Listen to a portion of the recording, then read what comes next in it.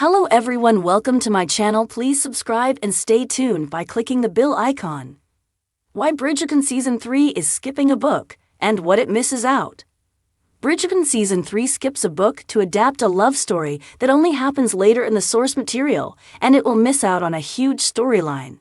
Shonda Rhimes has so far adapted 2 of Julia Quinn's Bridgerton novels, which dedicate a story to each Bridgerton sibling.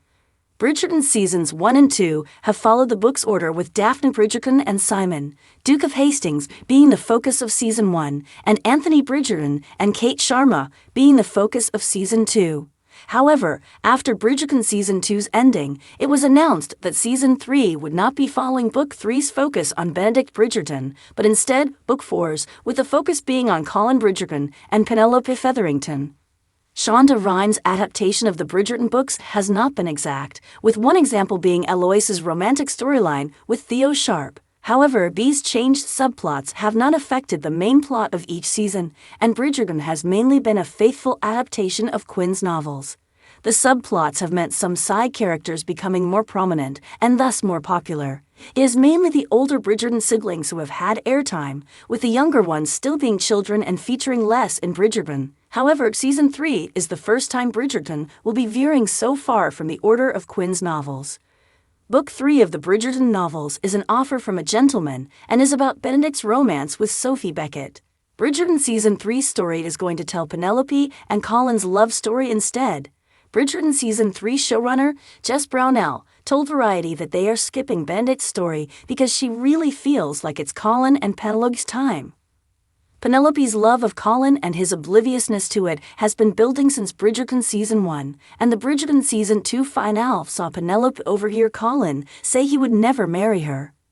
There is the tension with them throughout Bridgerton that Brownell felt needed to be pushed. Because of this build-up, Brownell recognizes how invested in the pair audiences are. Plus, Bridgerton diverted from the books by revealing Penelope as Lady Whistledown in Season 1 and having Eloise find out Penelope's secret at the end of Season 2.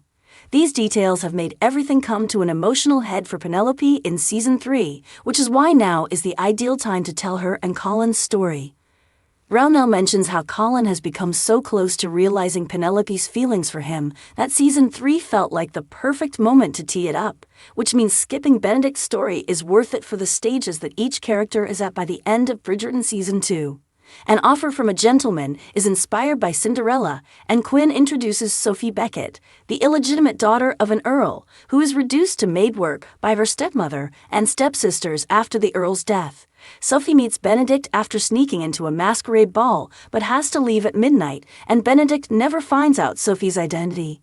Benedict is hung up on the mystery woman, but unknowingly meets her again, 2 years later, this time as a housemaid.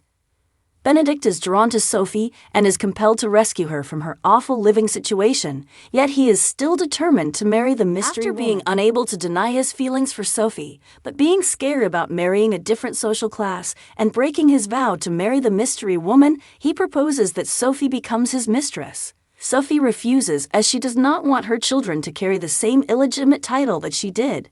When Benedict finally finds out Sophie's identity, he is angry, and she leaves the Bridgerton household. Unfortunately, her stepmother accuses her of being a thief. The Bridgertons find out Sophie is in prison through Lady Whistledown and save her, and Benedict and Sophie soon marry. An epilogue reveals they have at least 4 children. It is unknown whether Bridgerton Season 4 will return to Benedict's story, especially as Eloise is becoming more popular and audiences are keen to know who she ends up with. Completely skipping Benedict's story will stray far from the books and leave a lot of fans unhappy, but Bridgerton may also fold his story into Season 3 in a lesser way.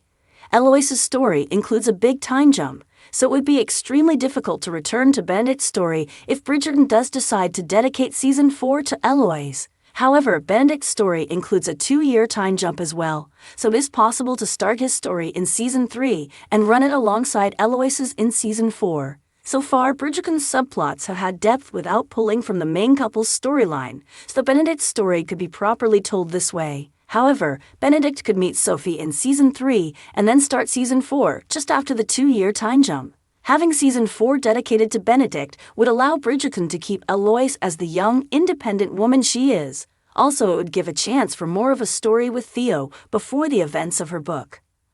Eloise is arguably the main character of the entire Bridgerton series, so creating her season 2 early could mean her character becomes less important afterward, which would go against her popularity.